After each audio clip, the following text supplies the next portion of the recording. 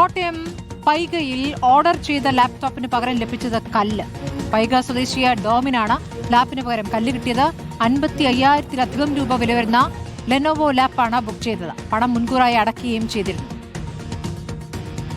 ഫെബ്രുവരി 12-ാം തീയതി ഞാൻ ലെനോവയുടെ ThinkPad E14 ഒരു ലാപ്ടോപ്പ് ആമസോണിൽ ഞാൻ ഓർഡർ ചെയ്തു. ഈ കിട്ടിയ സാധനമാണ് കുറച്ച് കാർഡ്ബോർഡിന്റെ കുറച്ച് പീസുകളുണ്ട്, അതുപോലെ ഒരു പഴയ തുണി, അതുപോലെ തന്നെ ഒരു മാർബിളിന്റെ ഒരു കല്ല്. ഇതാണ് എനിക്കിപ്പോൾ ഇന്ന് കിട്ടിയേക്കുന്നത്. ഞാനിത് ആമസോണിൽ വിളിച്ച് കംപ്ലൈന്റ് ചെയ്തിരുന്നു. അപ്പം അവർ പറഞ്ഞത് ഇൻവെസ്റ്റിഗേഷൻ ആണ്. അടുത്ത ഫെബ്രുവരി 23-ന് അവരെന്നെ കോൺടാക്ട് ചെയ്യും. അപ്പം നമുക്ക് റീഫണ്ടിന്റെ കാര്യങ്ങൾ സംസാരിക്കാമെന്നാണ് പറഞ്ഞേക്കുന്നത്.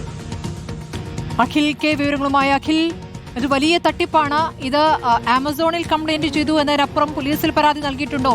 ഇതെങ്ങനെയാണ് ഈ തട്ടിപ്പ് എവിടെ നടന്നു എന്നാണ് മനസ്സിലാക്കേണ്ടത്?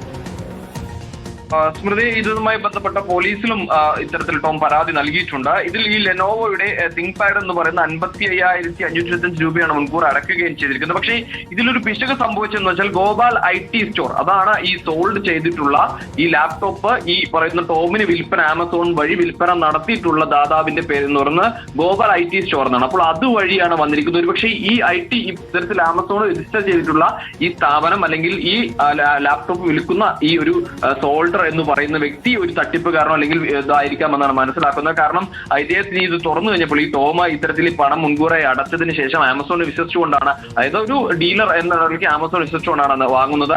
അതിലാണ് ഇത്തരത്തിൽ തുറന്നു വരുമ്പോൾ പഴയ തുണിയും കുറച്ച് കാർഡ്ബോർഡ് കഷ്ണങ്ങളും ഒരു മാർബിളിന്റെ കഷ്ണവും, അത് വെയിറ്റ് തോന്നാൻ വേണ്ടി ഒരു മാർബിളിന്റെ കഷ്ണവും മാത്രമാണ് അതിൽ ഉണ്ടായിരുന്നു എന്നുള്ളതാണ്. ചില ഫ്ലിപ്കാർട്ട് അടക്കമുള്ളതിലൊക്കെ ഇത് തുറന്നു കൊടുക്കും, പക്ഷെ ആമസോണിൽ അത്തരത്തിലൊരു സംവിധാനവും ഇല്ല. ഇത് വാങ്ങി ഈ ഇത്തരത്തിൽ പൊട്ടിച്ച് തുറക്കുമ്പോഴാണ് ഇതിനുള്ളിൽ താൻ കബളിപ്പിക്കപ്പെട്ടു എന്ന് മനസ്സിലാക്കുന്നതിൽ ആമസോണിൽ പരാതി നൽകിയിട്ടുണ്ട്. 23-ാം തീയതിക്കുള്ളിൽ ഇതിനൊരു മറുപടി ലഭിക്കും, അല്ലെങ്കിൽ ഇതൊരു പണം റീഫണ്ട് അടക്കമുള്ള കാര്യം ലഭിക്കുമെന്നൊരു മറുപടിയാണ് ആമസോൺ ലഭിച്ചിട്ടുള്ളത്. പക്ഷേ ഇതിന്റെ തട്ടിപ്പും മറ്റു വിവരങ്ങളിലേക്കും പോകണം എന്ന് തന്നെയാണ് ടോം വിചാരിക്കുന്നത്. കാരണം പലരും ഇത്തരത്തിൽ പറ്റിക്കപ്പെടാം. അതായത് ഇതിന്റെ സെല്ലർ ആരെന്ന് കൃത്യമായി പരിശോധിക്കാതെ ലാപ്ടോപ്പ് വാങ്ങുമ്പോൾ ഇത്തരത്തിലുള്ള കാര്യങ്ങൾ സംഭവിക്കാം എന്നാണ് നമുക്ക് മനസ്സിലാക്കാൻ സാധിക്കുന്നത്. എന്തായാലും ഇത് ലെനോവോയുടെ ഒറിജിനൽ സെല്ലറിൽ നിന്നല്ല, ഈ ഗോപാൽ IT സ്റ്റോർ എന്ന് പറയുന്നവരിൽ നിന്നുമാണ് ഈ മുഖാന്തരം ആമസോണിലൂടെയാണത് വന്നതെന്നാണ് മനസ്സിലാക്കുന്നത്. എന്തായാലും ഇത് വിശദമായ അന്വേഷണം പോലീസിന്റെ ഭാഗത്ത് നടക്കും ഉണ്ടാകും. ശരി, വലിയ തട്ടിപ്പിന്റെ വാർത്തയാണ് കോട്ടയത്ത് നിന്ന് അഖിൽ കെ റിപ്പോർട്ട് ചെയ്തത്.